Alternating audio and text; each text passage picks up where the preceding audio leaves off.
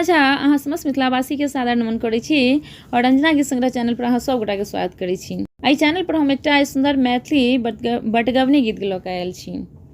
तऽ सुनी सब गोटा एकटा सुंदर मैथिली बटगवनी गीत। सुतली छला हो हम एक सड़े सजनी गे, सुतली छला हो हम एक सड़ी सजनी गे, नींद में उठल चहाय सजनी गे, नींद में उठल चहाय सजनी गे, सपना देखलूँ पहुएला सजनी गे, सपना में देखल पहुआ, सपना देखल पहुआयल सजनी गे, तखन टूटल मोरा नींद सजनी गे, तखन टूटल मोरा नींद सजनी गे।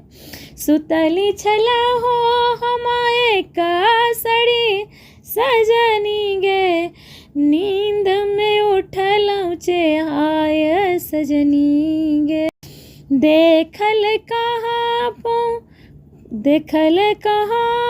पहु मोर सजनी गे, देखल कहाँ पहु मोर सजनी गे, ककरा कहब बुझाए सजनी गे, ककरा कहब बुझाए सजनी गे, के ये कहत मोर दिल के बतिया, के ये कहत मोरा दिल के बात सजनी गे, के ये करत दुलार सजनी गे, के ये मोर करत दुलार सजनी गे।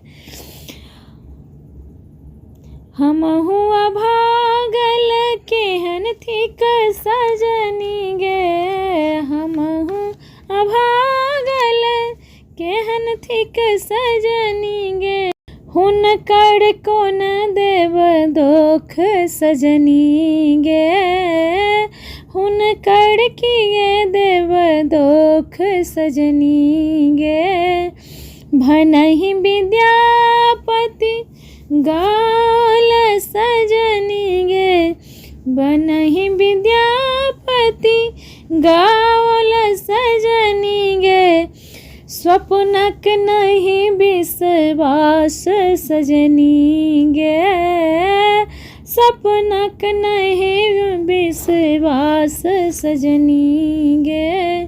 गीत सुनबा में केहन लागल कमेंट करके बतायब। गीत नीक लागत तो गीत के लाइक करब, चैनल के सब्सक्राइब करब और गीत के शेयर करब। गीत सुनबाक लेल अहाँ सब गोटा के बहुत बहुत धन्यवाद।